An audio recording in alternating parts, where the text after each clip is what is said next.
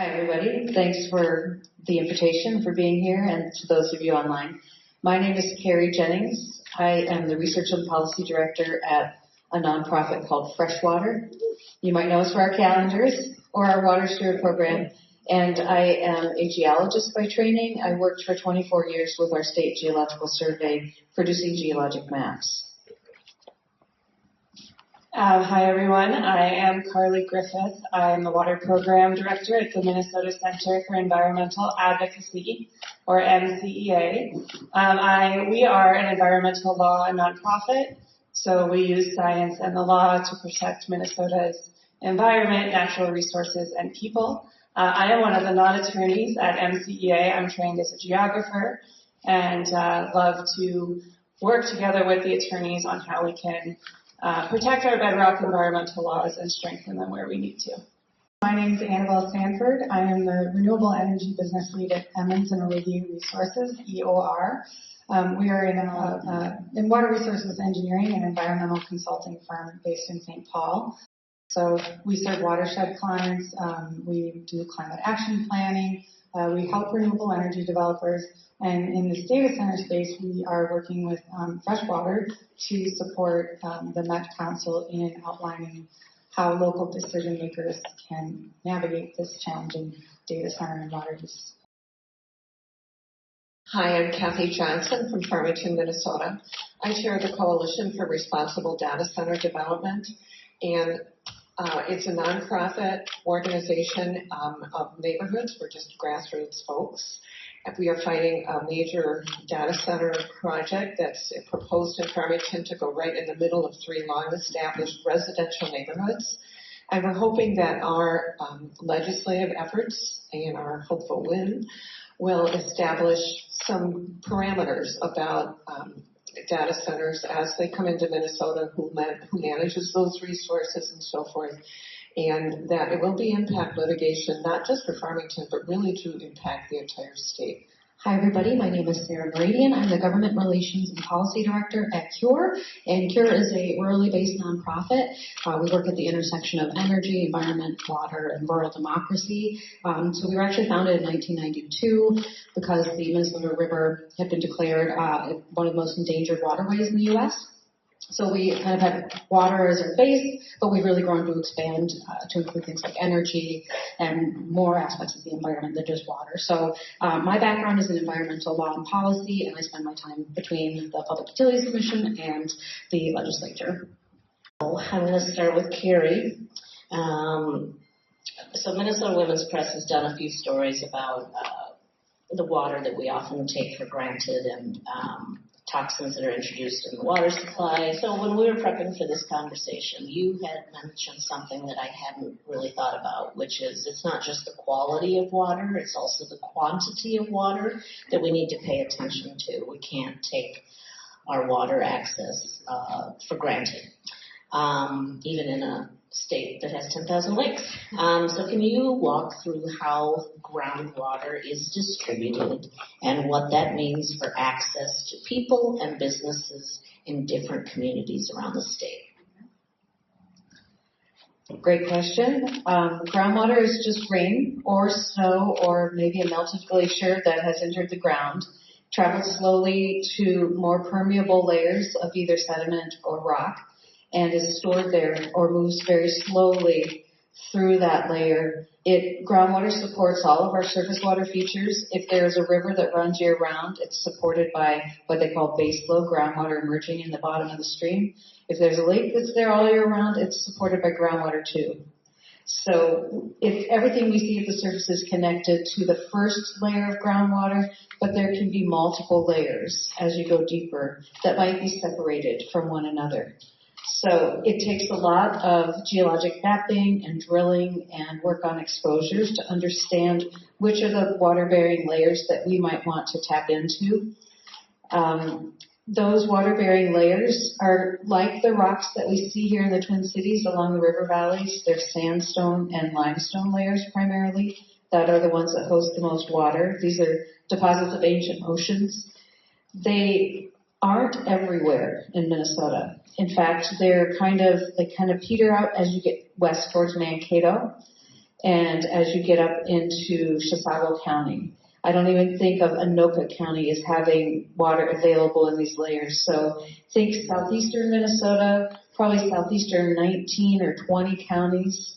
So I needed maps here tonight. I know I wanted to point at maps, but the Twin Cities metropolitan area has pretty good access to this water, and then southeastern Minnesota. And if you think about it, it's kind of where the population centers are. It's hard to get very far away from these extensive groundwater layers and find enough usable water for industry or largish towns or even big farm operations. If you're in the western part of the state, if you go up the Minnesota River Valley, you see the gneiss and the granite in the valley. You see quartzite and new Ulm. Up in the boundary waters, those rocks, those don't host large amounts of usable water. So what you're dealing with there is either you have to have a surface water source like a Great Lake or a big river, or maybe a smaller sand body that the glaciers deposited as they were retreating. So Anoka was settled mainly, that county was settled mainly as people drove little sandpoint wells into the surface, like 50 feet down or less. And so there's abundant water in those sands. Those layers are also more vulnerable. So quantity is very different across the state. And it's also the ability of those aquifers or those water-bearing layers to be refilled differs. Some of these layers might have been filled when there was an ice sheet sitting on them, kind of driving water deeper. Some of them were filled prior to the last glaciation. There's water. I was in Mankato yesterday telling them the water that emerges there in their wells is 60,000 years old. So it was entered the ground during the last interglacial period, so before the last glaciation. So this is, in some places it's yesterday's rain, and in other cases it's hard to imagine how long this water has been under there and what the land looked like when it first entered. So I think of it as kind of we have this mystery bank account underground. The total volume is really hard to calculate. The modern input is rain, and the modern output is the pumping and the discharge through natural springs and rivers and lakes. Does that help? So somebody like me who doesn't know a lot about how all of that works could think that, well, we tend to have a lot of snow, we tend to get periods of rain, water is plentiful around the state, whether it's groundwater or not. And so because we're here to talk about the risks that come from data center development in particular, what is it that is at risk here? So the risks are that we're extracting water faster than it's being recharged. And that will first appear locally, where you might get a local depression around the well that's pumping hard. And they call it a cone of depression because in 3 dimensions it's a cone-shaped hollow. I think of like getting one of those slushies from a Quick Trip or something, and it's blue, but then when you suck hard on that straw, it kind of see the ice, it takes the blue color down. So we can de-water locally from having a big straw that's pumping. That water level might rebound slowly if the pumping stops. But if you have enough of those big straws close together in an area, you could depress the water surface enough that it might stop feeding those surface water features that it's supporting. So it might stop discharging to a spring. It might stop putting cold water into the base of your trout stream. It might permanently lower a lake level. So those would be the first impacts. The longer term impacts, and then of course to the people who have wells in that area, if you draw down water around a big pumping center, people who have pumps in their wells that are shallower might have their wells dewatered, so they would have to drill a deeper well or lower the pump within their well. So there's definitely going to be impacts locally before they're regional, but you could potentially have regional water table lowering, which would impact a broader area. And the study that I cited yesterday by Jim Berg in the western area of the recharge to the southeastern bedrock system, he in 2009 said we were already taking more water out of the deepest aquifer, the Mount Simon, than we were putting back in. One more question for you then is, freshwater is concerned about regulation. What kinds of gaps are you particularly concerned about? And I'm going to say it's bigger than regulation because the study we've been doing over the region from here to Ohio for the last 3 years has been on governance. What does groundwater governance look like in the region? And regulation is part of governance. Regulation is once you get some laws that are interpreted by your state agencies, they're out there applying those regulations. But before you can even have a law, you need an understanding of where that water is. So you have to have robust groundwater science, which means you have to have good geology. And we do have those things in Minnesota better than in the region because of these two funding sources that have existed for 30 years, the sales tax and the lottery fund. Those monies have gone towards a really good understanding of where the water is, where the geology is. So we have the science. We have some really good legislation that documents who has the highest priority of use. It's you all, domestic water users, have the highest priority of use. The data center topic we have here before us tonight, they're fifth in line for the water that we have available. So there are 4 higher uses for the water according to statute. So we have good law, we have good science. Those science and law have been translated into regulations for the state agencies. And the 4th part of governance is stakeholder engagement. And I would say that's where we're falling short. And we see that across the region. States really are responsible for governing their groundwater quantity. This is not something that the EPA is doing. The federal government has delegated that to the states. You're in charge of how much water you have. You figure out the laws around it. And most states don't think about it until there's a crisis. So each state in the region during a drought came up with a different system of how to regulate groundwater quantity. In our state, the Department of Natural Resources has primary authority over the wells that are permitted, and their primary concern is on the interference of groundwater withdrawal on ecosystems. So if you think about the DNR, that's what they do, natural resources, right? So that usually means that first aquifer that's connected to the surface water, that's where their authority kind of rests or where they're willing to exercise their authority. They do have other statutory language that's their charge. The commissioner is only supposed to permit wells that are sustainable.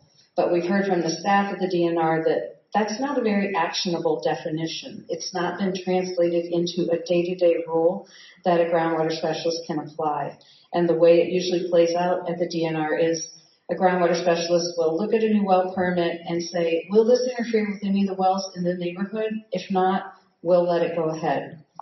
The issue you cited earlier with the Elko New Market, the Niagara bottling plant in Elko New Market, is the first time the DNR also considered groundwater quality concerns that were related to the quantity of water that was being withdrawn. And this was a surprise to them.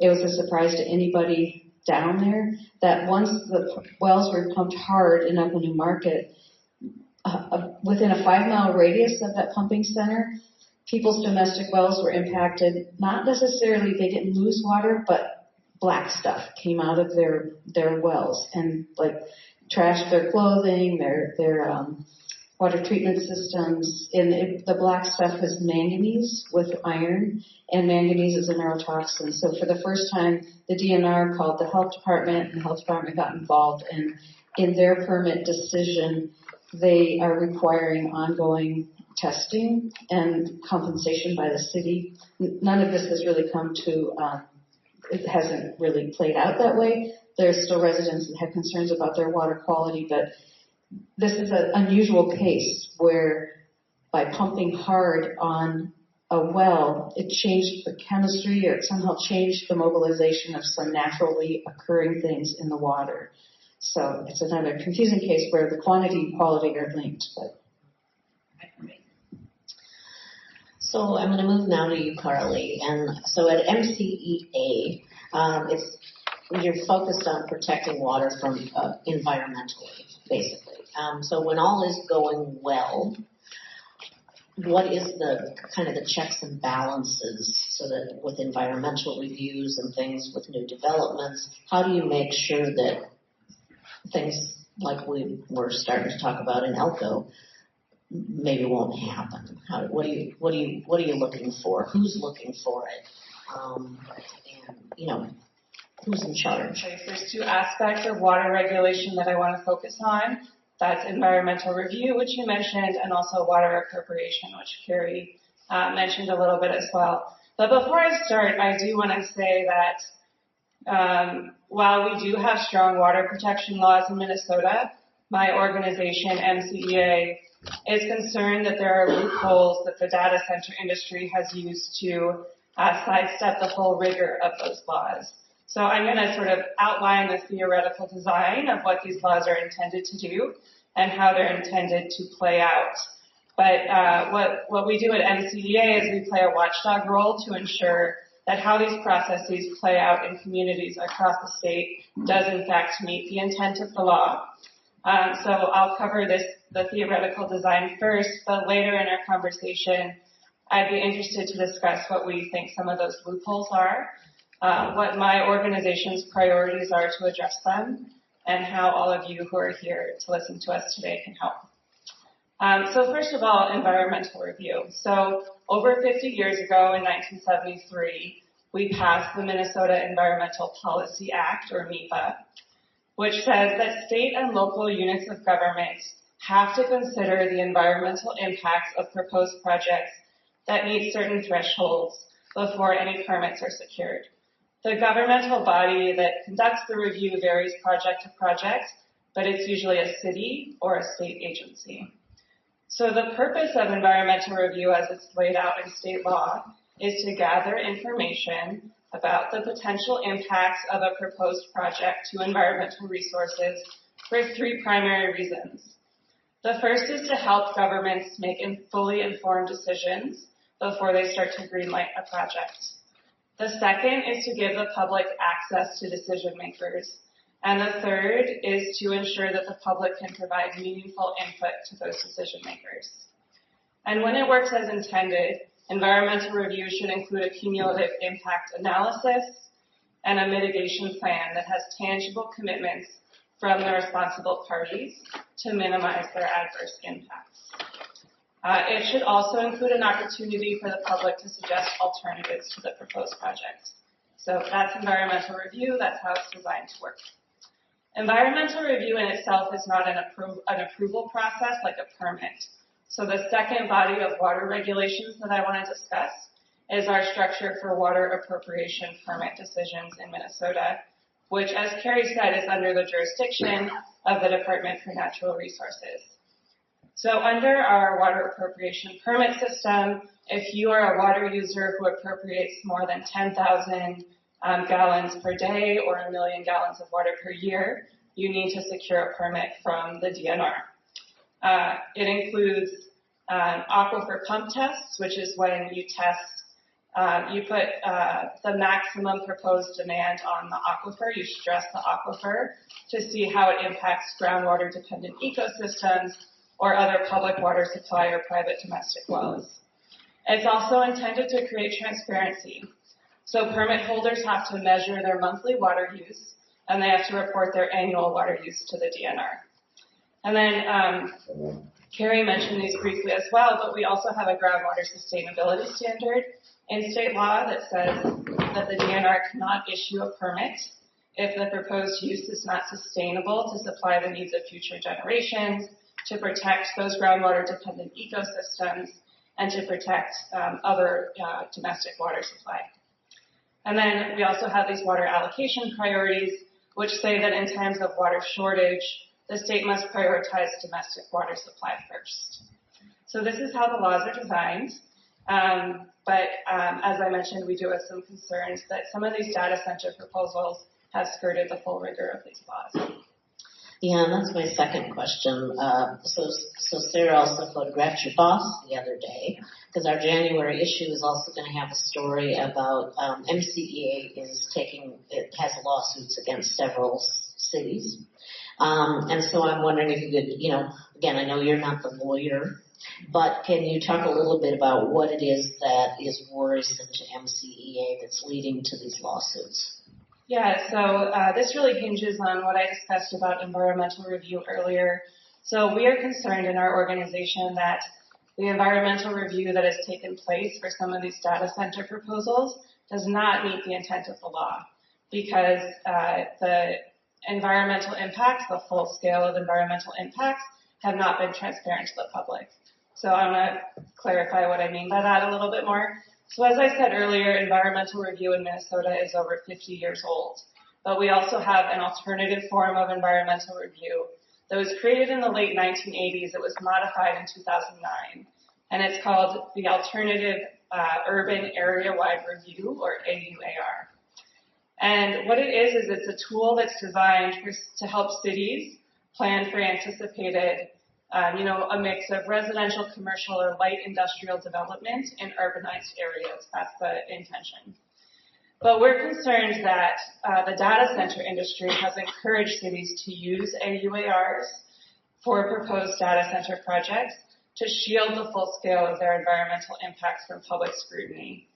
So for that reason, we closely monitor AUARs when they're posted to the EQB newsletter, the Environmental Quality Board newsletter, and we have filed lawsuits. At this point, we have filed 5 lawsuits to challenge AUARs that we feel inappropriately shield the environmental impacts of data center proposals across the state.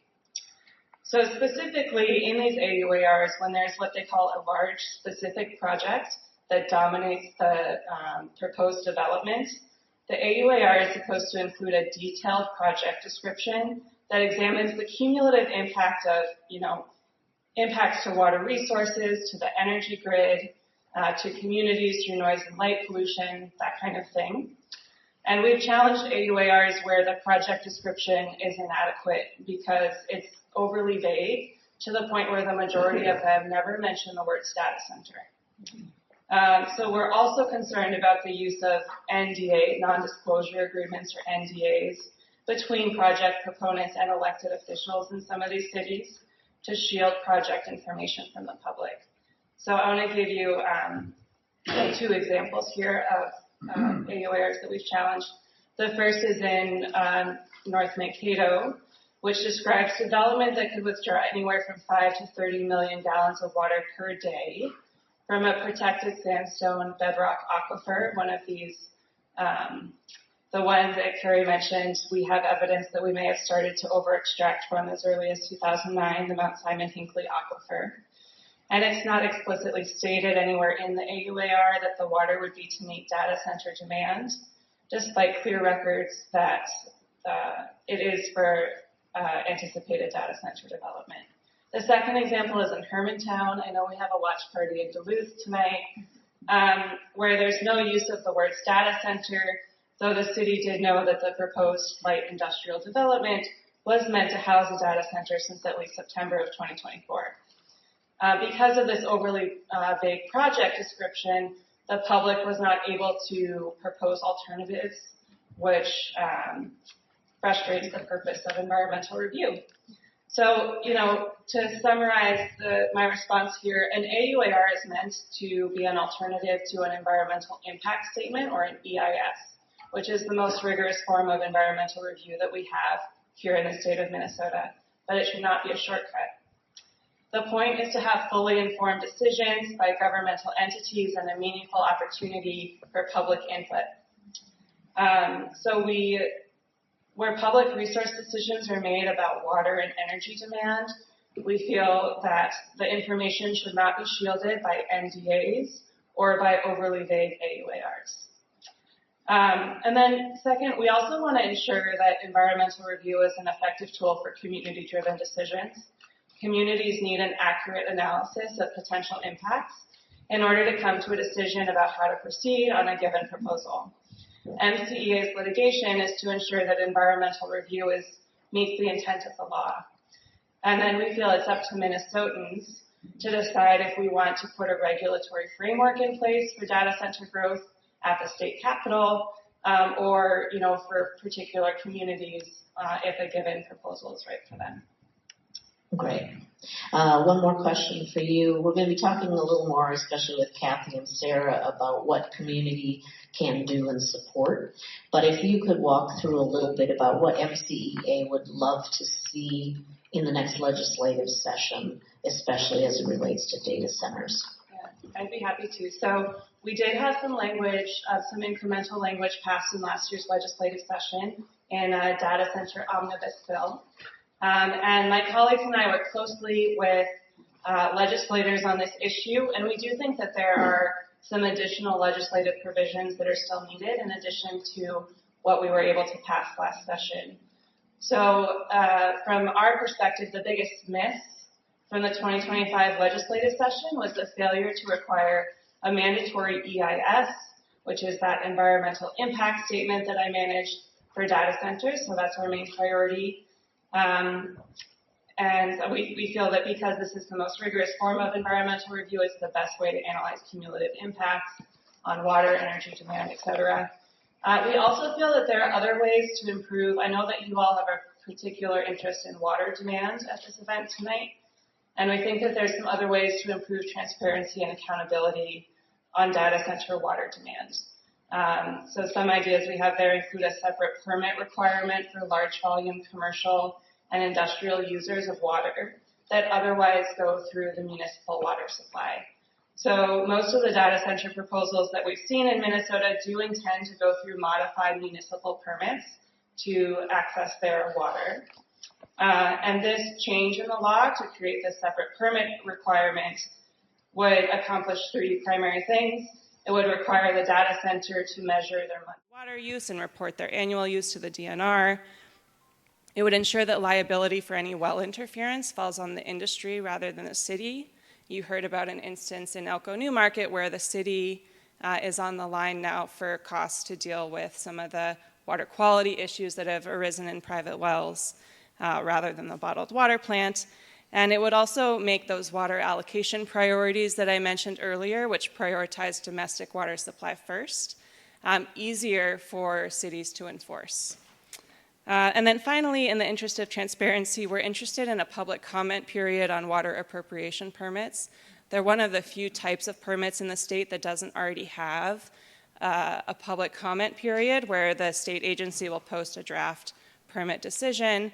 And that's really a critical opportunity for community members and advocacy groups like all of ours that are represented here today to weigh in if we feel that a proposed use would endanger the groundwater sustainability standard or the water allocation priorities. So yeah, I'm interested to talk more about ways that you all can help when we get to the Q&A. But a big one is if you think this issue is we're not done with our work on data centers in Minnesota, I'd urge you to contact your legislators to tell them this issue is important to you. And then we're also going to send regular updates on our proposed bills in our email newsletter, and there's a sign-up sheet in the back for that. Thank you. Great, thank you. So, Annabelle,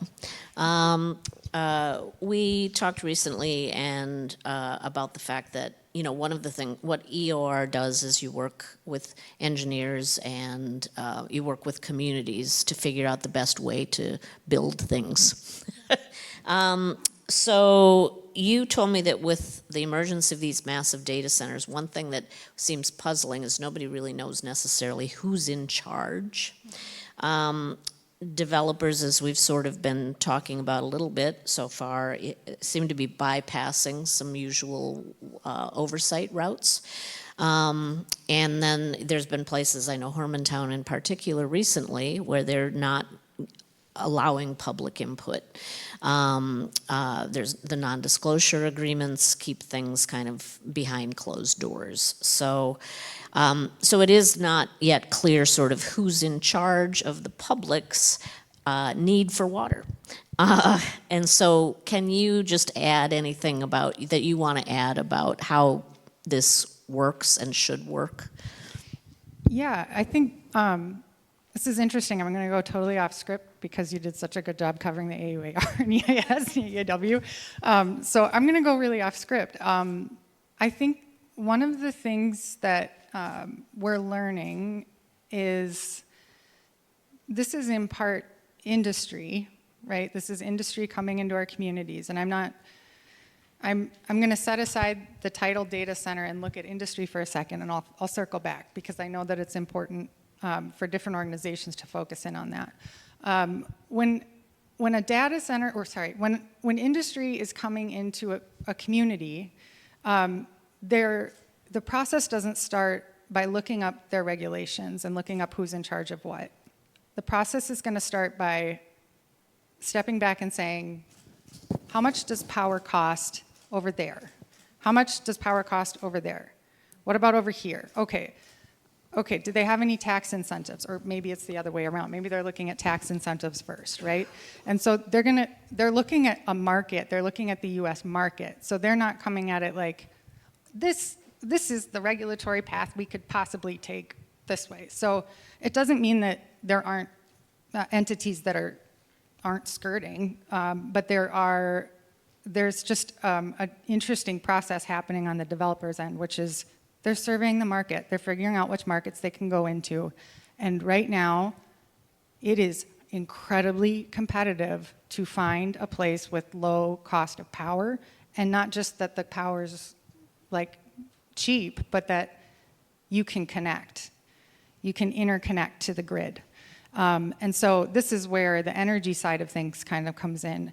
When you have a user, let's say it's a data center, or maybe it's a small generation plant, maybe it's a community solar garden, maybe it's a larger power plant, or maybe it's just like a giant residential development that's going to plug in. Like, they're going to look at what's called like the interconnection queue, which is where our grid operators and our utilities are doing all of these different studies to make sure that if you're going to plug in over there, let's make sure first that it doesn't blow up the grid over here and knock everybody out of power. Every minute of every single day, our grid is being balanced.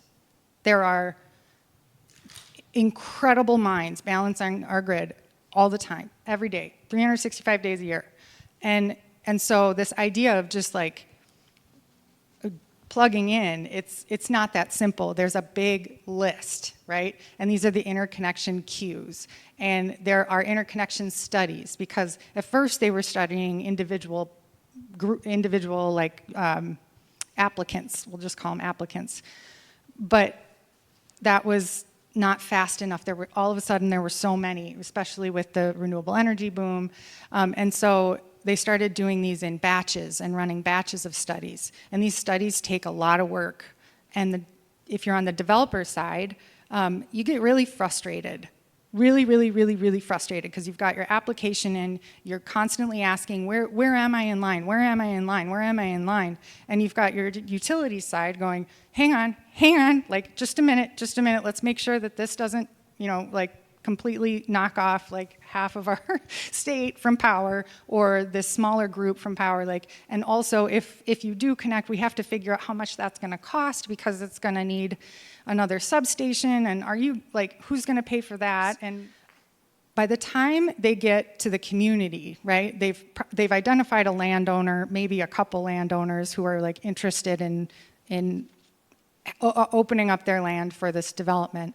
By the time they get to the community, they maybe have like a pretty good idea of what the design's going to be, but they don't want to spend so much on it up front. They don't want to spend all their money on having a full design that has to be redesigned for every constraint that follows. So they've got this rough idea. It's not very clear, but it's pretty rough. It's called a 30% design, right? And so then they start these conversations, and they go to the Economic Development Council. And that economic development group, even in small, tiny communities, they've got an economic development group. That group's there to bring in business. That group's there to say, come here, we're looking for property tax revenue, we're looking for jobs, we're looking for infrastructure that can help our communities grow, this is why we're here. Yeah, so that's when the NDAs start showing up. And the NDAs, it's interesting because in part it's like they don't want everybody to know about it because there could be pushback. Yes, that is one of the pieces of it. But the main piece is, and I'm saying this as somebody who's worked for a data center developer and intentionally decided to come to EOR. It's a huge competition for that power. This is the market. This is the hand of the market at work. This is capitalism. This is a lot of different things at work. And it's a competition, and you don't want to reveal to all of your competition exactly where you're going to hook up to power, what communities are open into this, how much you're going to pay. And so a lot of that is kept under wraps.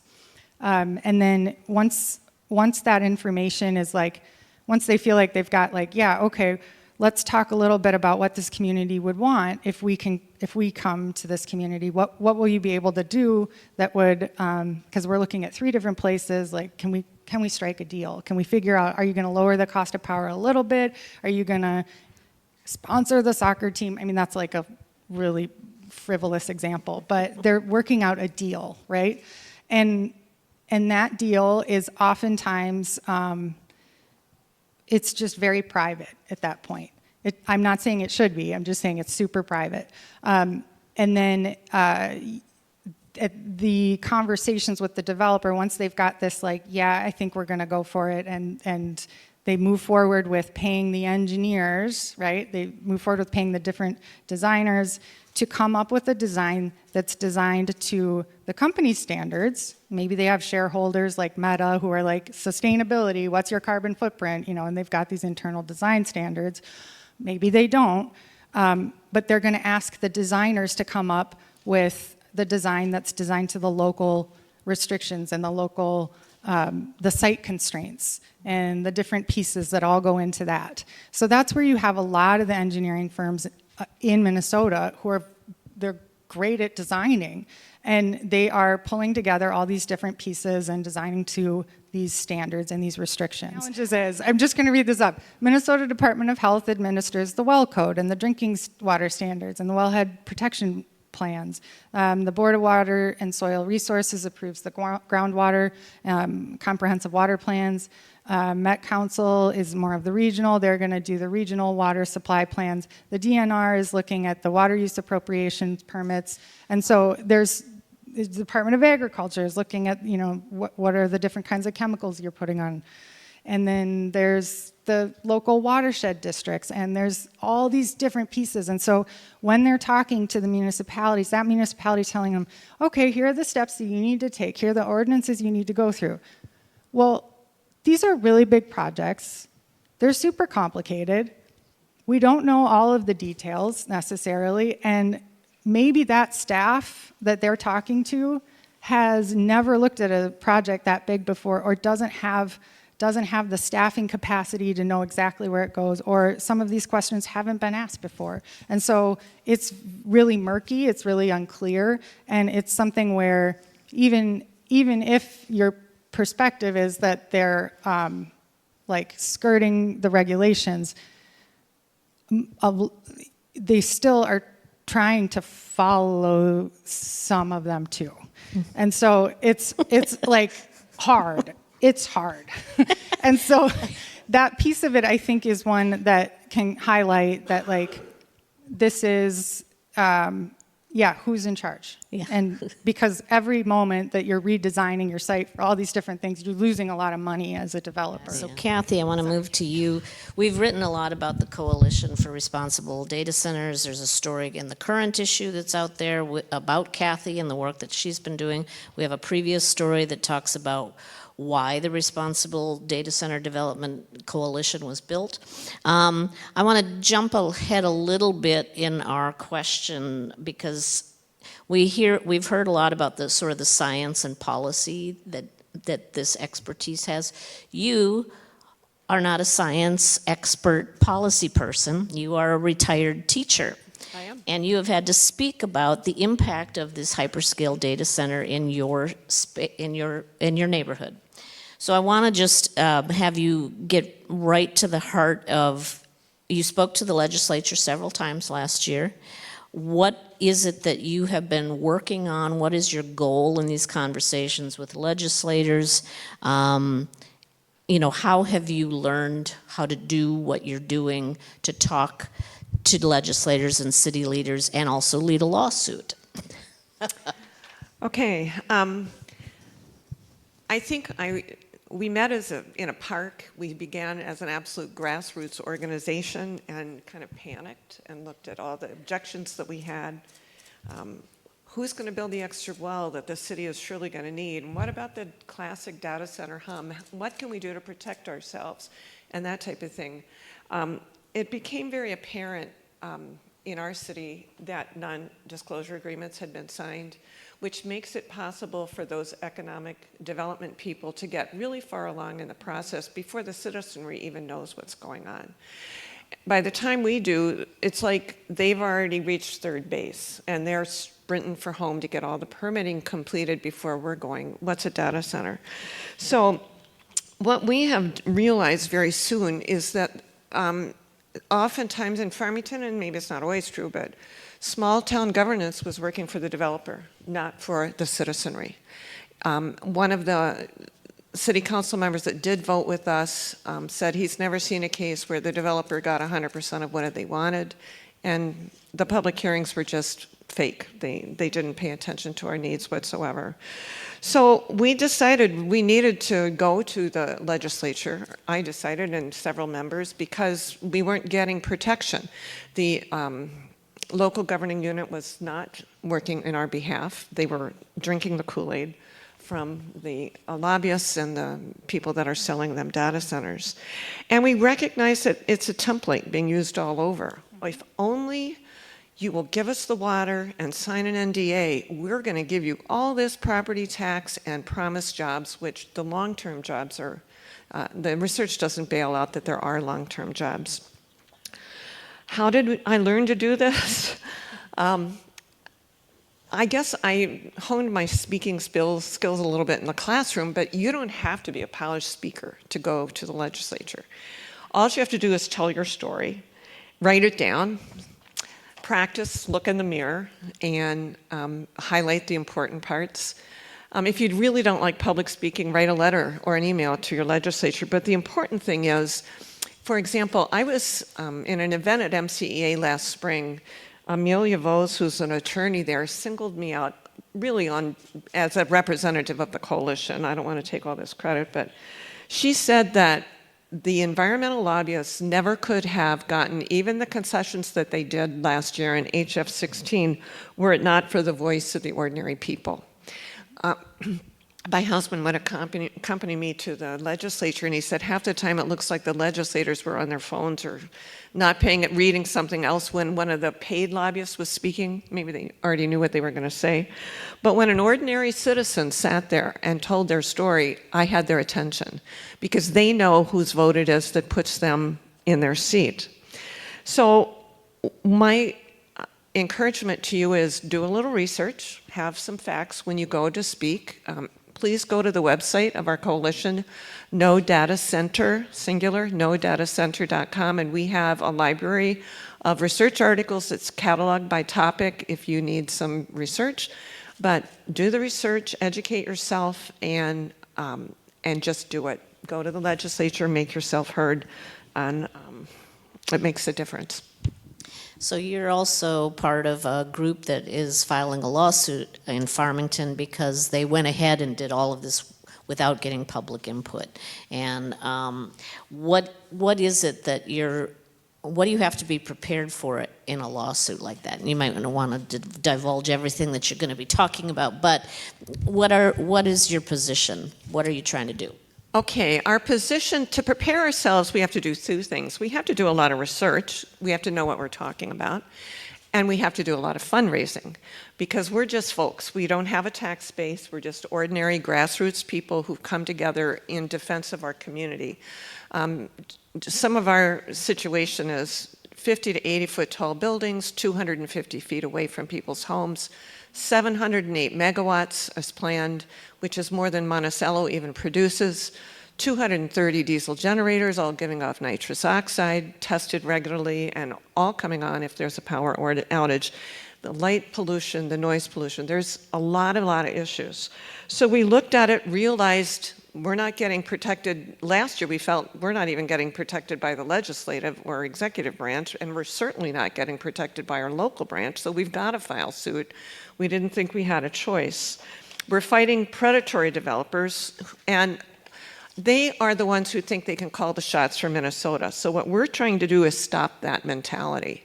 Our lawsuit is about Farmington. We have an orderly annexation agreement, which does give us a degree of control over land use, so we hope that's in our favor.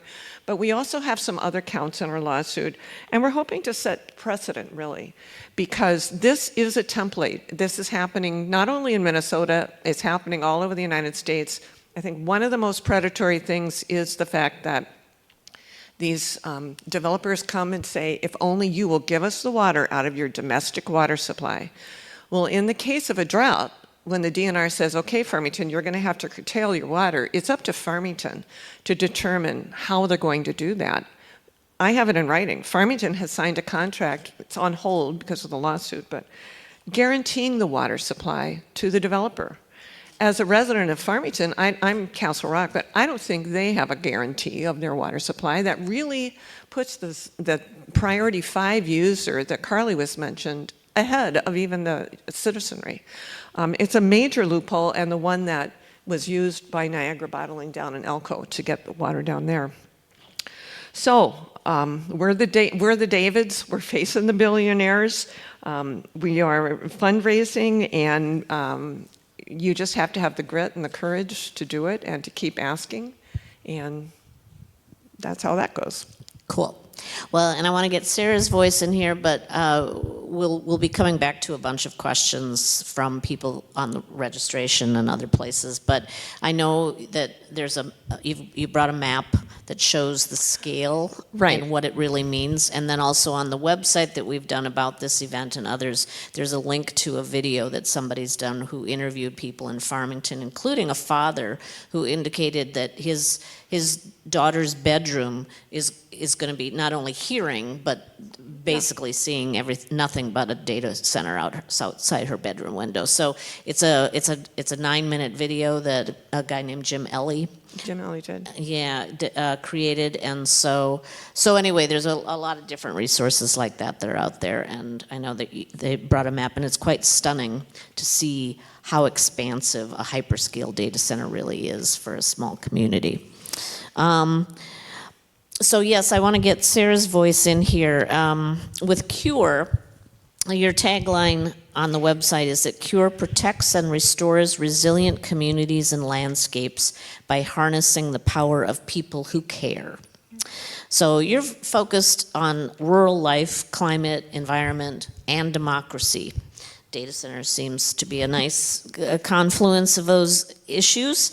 We had also, we have a story with Sarah that was in our August energy issue, and she also spoke at the Farmington forum that we did. And so we've had a few conversations with you on different things. There's a lot of rural communities that are being impacted by data center development. What are you trying, as an advocate, trying to convey to legislators? What did you try to do in the last session to protect what you wanted to see? Yeah, I think the biggest thing we were really trying to get across is that if Minnesota is going to have these hyperscale data centers being developed here, that it's really going to require very careful planning, and we just need to slow down a little bit. I think Minnesotans should be driving the discussion, not what we really saw at the legislature is that the paid lobbyists for all the data centers were showing up and kind of providing their bills to legislators who were then saying, well, okay, this is great. Does this work for you? Like, if we make this small change, will that work for you guys?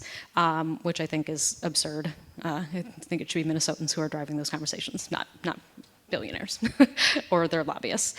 So just really trying to get legislators to slow down, to realize that we need to take a close look at what the consequences of this kind of development, good or bad, would be, and to understand that we don't know enough to confidently say that the laws we do have are going to adequately protect our water, land, and communities. I think I've heard a lot at the legislature even, legislators saying, well, you know, these companies have sustainability goals.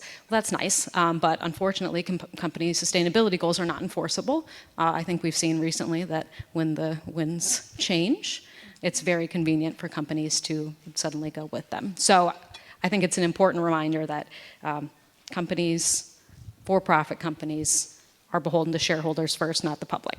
It's just a fact. So kind of recognizing all of these things coming together and just saying, hey, what is it that is best for Minnesotans right now is really what we were trying to get across.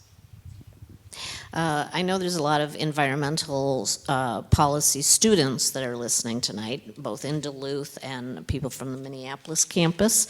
What advice can you share, especially as, again, we're looking forward to the next legislative session, about what bills you would like to see and how, again, regular people can voice this to give support?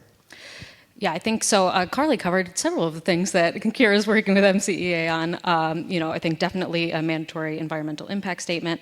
The law that was passed this last year had some language that sounds very nice about that data centers should use water conservation measures or efficiency measures, but those are not actually enforceable. They're nice. The language is saying that they should consider it. So I think we need obviously much stronger language about just requiring not necessarily a certain technology, because as Annabelle was explaining, there's lots of different options, but just recognizing that there needs to be some sort of requirement there. It's not enough to say, we thought about it. And then transparency. So obviously the NDAs is a big issue. I think it doesn't foster community trust. We're seeing that all over the state.